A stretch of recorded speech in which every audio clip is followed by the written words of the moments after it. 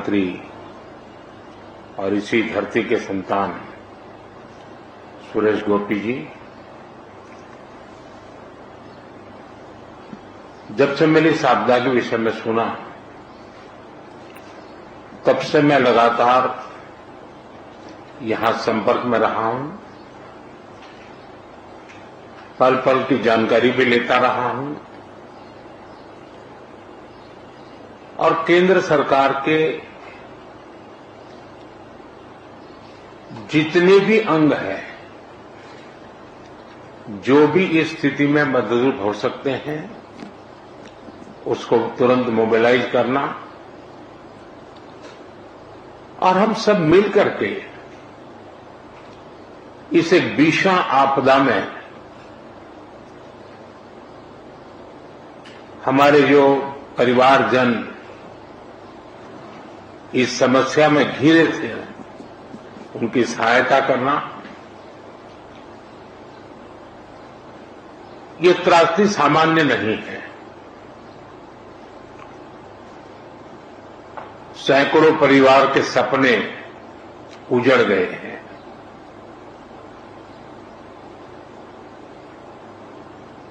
और प्रकृति ने अपना जो रौद्र रूप दिखाया, मैंने वहां जाकर के परिस्थिति को देखा है। मैं रिलीफ कैंप में भी इन पीड़ित परिवारों से मिला हूं, जिन्होंने एक्चुअली उस समय जो देखा और जो झेला, उसका विस्तार से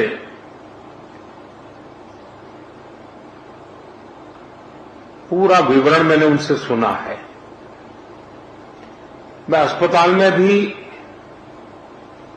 उन सभी मरीज से मिला हूं जो इस आपदा के कारण अनेक प्रकार की चोट के कारण बहुत ही मुसीबत का समय बिता रहे हैं।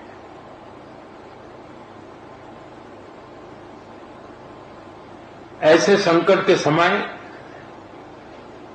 जब हम साथ मिलकर के काम करते हैं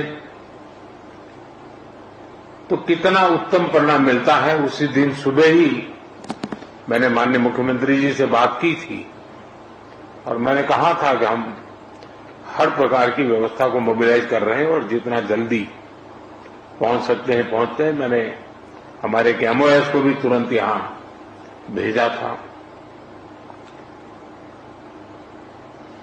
चाहे एसडीआरएफ के लोग हो, एनडीआरएफ के लोग हो, सेना के लोग हो, पुलिस के जवान हो, स्थानीय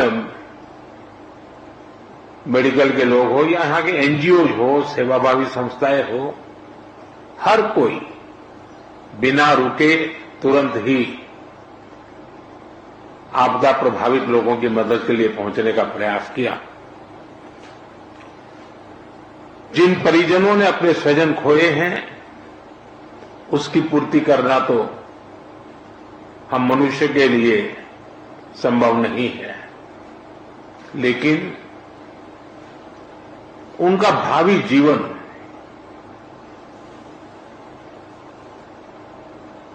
उनके सपने चूर चूर न हो जाए, ये हम सबका सामूहिक दायित्व है। और भारत सरकार और देश इस संकट की घड़ी में यहां के पीड़ितों के साथ है। सरकार को जो कल मैंने हमारे इंटरनल मिनिस्टर्स की जो कोऑर्डिनेशन की टीम थी,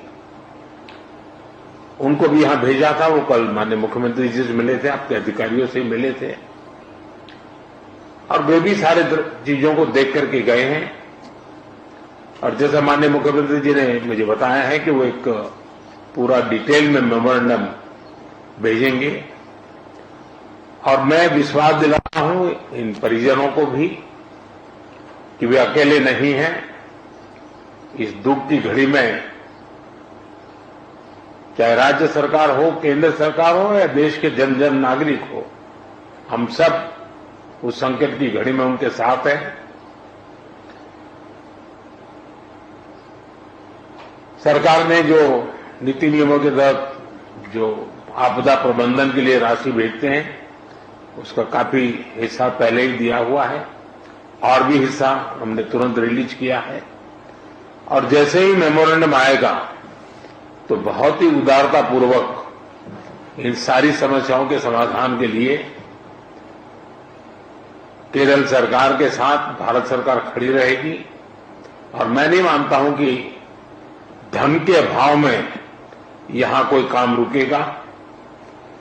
जहां तक जानहानि हुई है हमारे लिए इन परिजनों को फिर से एक बार, क्योंकि छोटे बच्चे हैं, परिवार में सब कुछ खो चुके हैं, इनके लिए एक लंबे समय की योजना हम लोगों को बनानी होगी। मैं आशा करता हूं कि राज्य सरकार उस पर भी विस्तार से करेगी और उसमें भी जो कुछ भारत सरकार अपना हाथ बटा सकती है वो बटाएगी। लेकिन मैंने, जैसा अभी मुख्यमंत्री जी बता रहे हैं, मैंने एक ऐसी आपदा को बहुत निकट से देखा हुआ है, अनुभव किया हुआ है। 79 में, आज से 40-45 साल पहले की बात है,